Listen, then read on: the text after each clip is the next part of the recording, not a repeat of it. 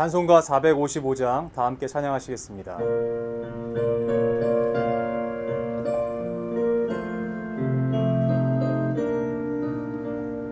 주님의 마음을 본받는 자, 그 맘에 평강이 찾아오는 험악한 세상을 이기는 하늘로부터 임함이로다. 주님의 마음 온받아 살면서 귀 거룩하신 나도 이루리.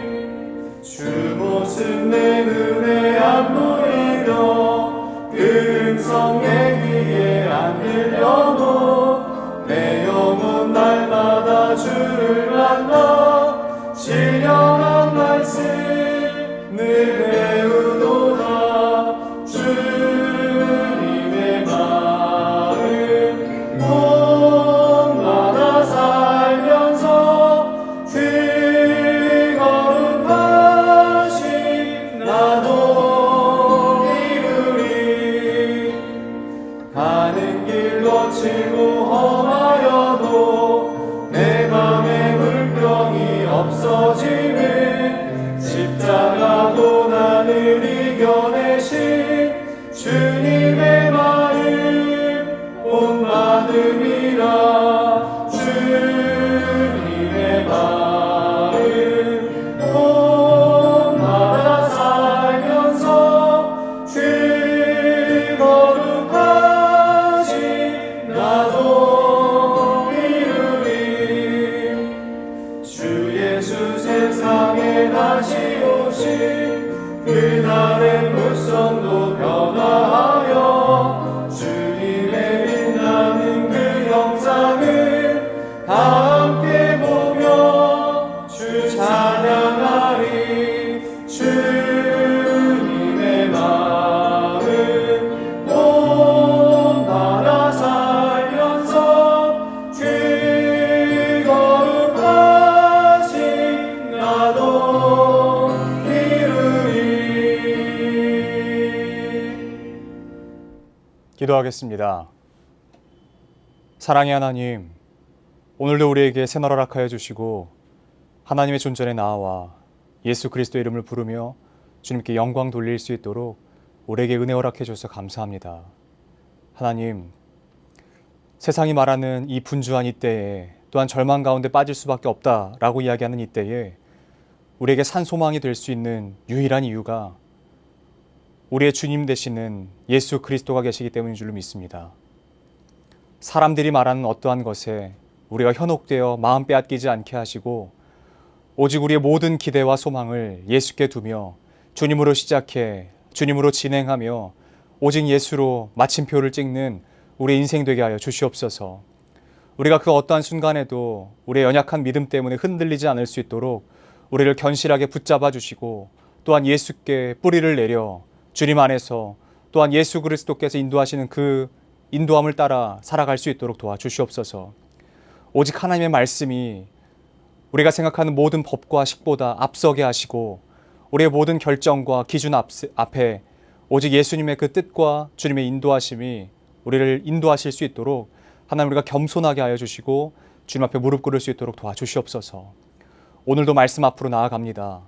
이 말씀 가운데 감추어 두신 주의 보화를 우리가 발견하게 하시고 모든 지혜와 지식이 하나님 아버지께 있다라는 사실을 우리가 깨달아 알게 하여 주시옵소서. 전하는 이나 듣는 이나 오직 성령님 안에서 깨달아 알 수 있도록 주님 우리에게 지혜를 허락하여 주시옵소서. 함께 하시고 역사하실 주를 믿고 감사드리며 살아계신 우리 구주 예수 그리스도의 이름으로 기도드립니다. 아멘. 하나님께서 오늘 우리에게 주신 말씀은 로마서 12장 2절 말씀입니다. 너희는 이 세대를 본받지 말고 오직 마음을 새롭게 함으로 변화를 받아 하나님의 선하시고 기뻐하시고 온전하신 뜻이 무엇인지 분별하도록 하라. 아멘. 오늘의 그 본세 한 문장입니다. 내가 장래일에 대해 너무 조바심 내지 않게 하시고 주저없이 자신을 포기하여 주님의 선하시고 기뻐하시는 뜻을 따르게 하소서. 저는 오늘 이 말씀으로 이 세대를 본받지 않고 라는 제목으로 잠시 하나님의 말씀을 증거하도록 하겠습니다. 오늘 그리스도를 본받아에서는 사람의 기본적인 마음으로부터 오는 조급함에 대해 이야기하고 있습니다. 그리고 이 조급함은 성공하고자 하는 욕구에서 기인하는 말이라는 것을 알 수 있죠. 그렇다면 우리가 왜 조급해지는가? 그것은 바로 우리가 목표한 일들이 있기 때문이라는 것입니다.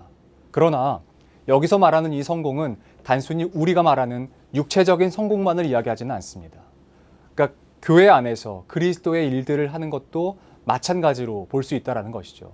그러므로 돈이 많아지는 어떠한 성공, 건강해지는 성공, 명예가 높아지는 성공만을 이야기하는 것 같아 보이지는 않습니다. 그러니까 모든 부분에서 우리는 목표하는 바가 있고 그 목표에 부합한 어떤 일들을 할 때 그 결과를 도출하기 위해서 우리가 조급해지는 것을 볼 수 있죠. 그래서 간혹 우리가 어떤 일을 진행하다가 실패하거나 좌절할 상황이 되면 우리는 굉장히 낙심하는 것을 봅니다.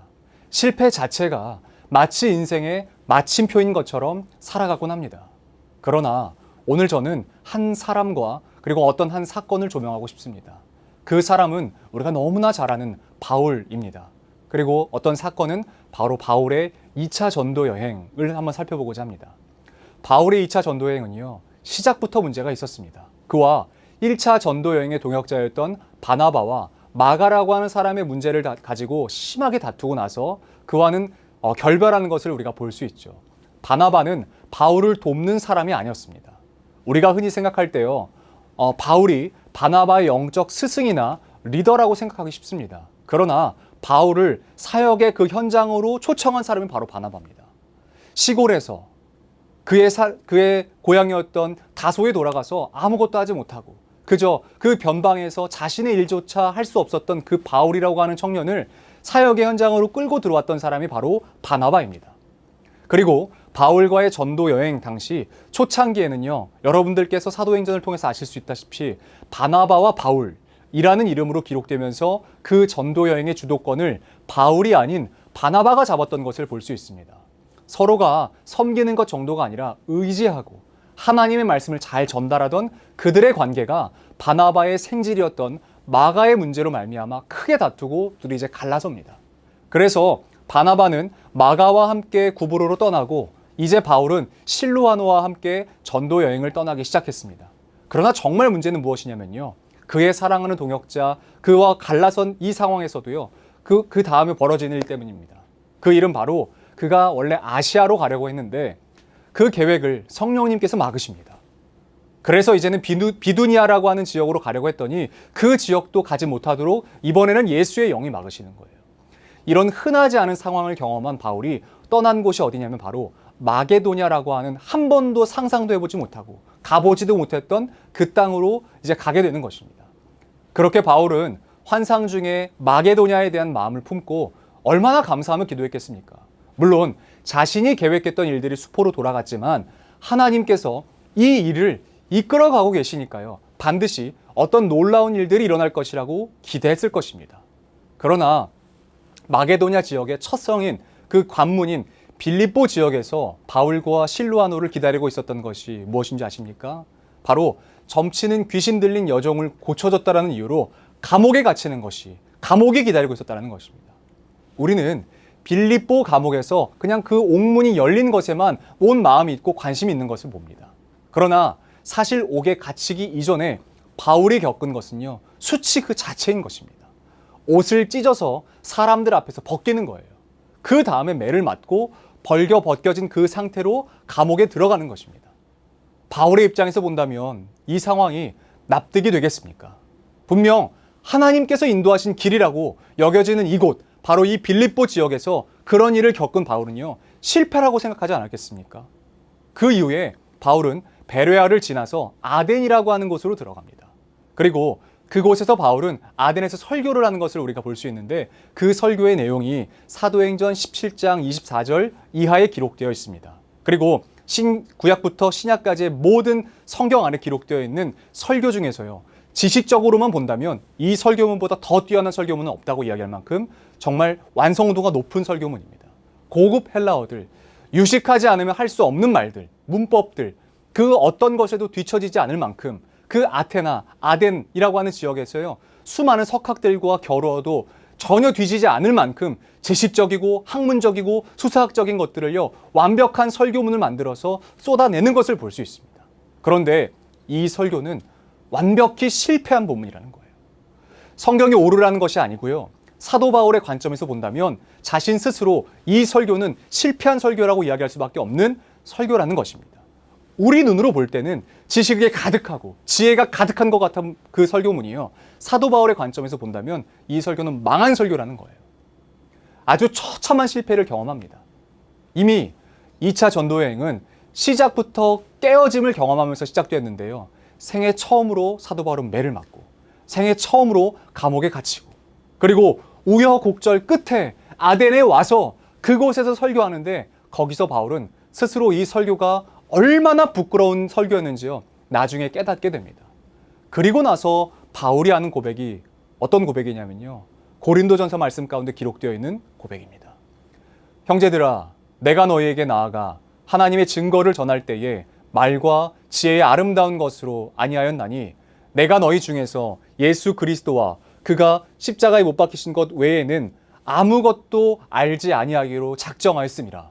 내 말과 내 전도함이 설득력 있는 지혜의 말로 하지 아니하고 다만 성령의 나타나심과 능력으로 하여 너희 믿음이 사람의 지혜에 있지 아니하고 다만 하나님의 능력에 있게 하려 하였노라. 아멘. 우리는 보통 장래에 조바심을 내죠.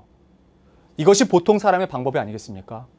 내가 계획하고 구상했던 일이 막히면 더 조바심을 냅니다. 내가 열심히 없어서 망했나? 내가 더 수고하지 않아서 어그러졌나? 이런 생각을 하고요, 자신을 더 채찍질하고 더 채근합니다. 이게 보통 사람의 방식이라면 예수 믿는 우리의 방식은 어떻게 하겠습니까?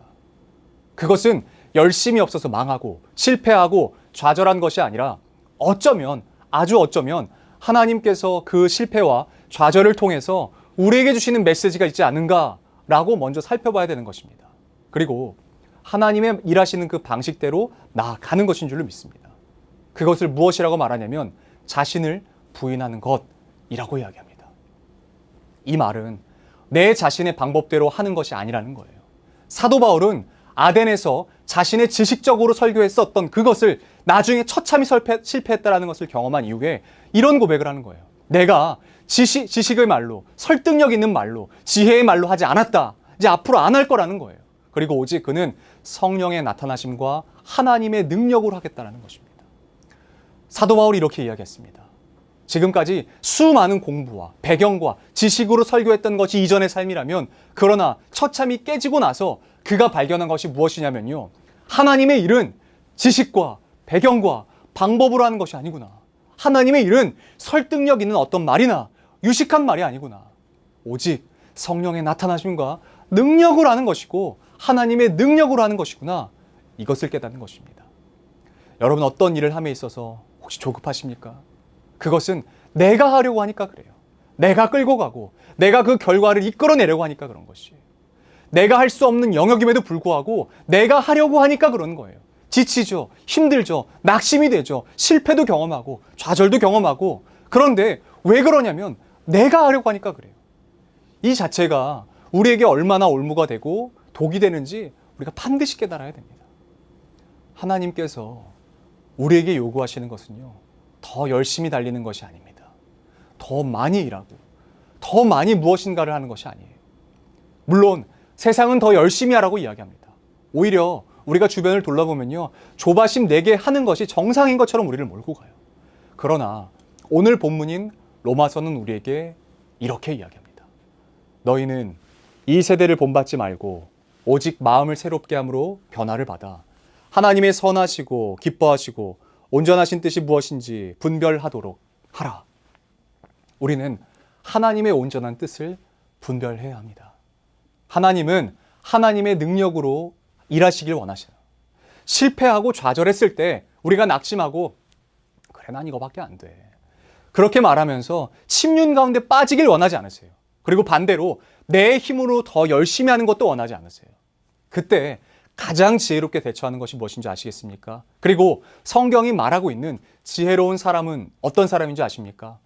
내 힘으로 안 되니까 하실 수 있는 분에게로 달려가는 사람이라고 이야기합니다. 내 힘으로 안 되니까 그것을 하실 수 있는 분에게로 달려가는 사람이 바로 지혜 있는 사람이라고 이야기합니다. 왜냐하면 하나님의 손에는 모든 것이 다 있기 때문에 그래요. 내 문제의 끝도, 내 문제의 해결 방법도, 모든 방법이 다 하나님의 손에 있기 때문에 그렇습니다. 골로새서 2장 3절은 우리에게 이렇게 이야기합니다. 그 안에는 지혜와 지식의 모든 보화가 감추어져 있느니라. 여러분, 하나님께만 방법이 있습니다. 내가 계획한 일들이 좌절됐다고 하나님의 실패로 돌리지 마십시오. 그것이 하나님의 실패가 아닌 것입니다. 바울도 수많은 좌절을 통해서 깨닫는 것이 무엇이냐면 바로 자신의 힘으로 하는 것이 아니라는 것을 깨닫습니다. 그렇게 많은 것을 배우고 많은 것을 알았던 바울도 이런 고백을 하는 것이에요. 그러므로 우리가 만약 실패한 경험이 있으십니까? 그러면 조바심으로 더 열심히 하려고 하는 것이 아니라 오히려 그 반대로 자신을 비워 하나님에게로 나아갑시다. 여러분, 이것이 지혜인 것이에요. 오늘 우리가 나를 비우고 하나님께로 나아가 하나님의 방법대로 살아가는 저와 여러분들이 되었으면 좋겠습니다. 이것은 아무것도 하지 말라는 것이 아닙니다. 하나님의 방법대로 하자는 것이에요. 하나님의 방법대로. 왜냐하면 하나님의 손에는 모든 지혜와 지식의 보화가 감춰져 있기 때문에 그래요.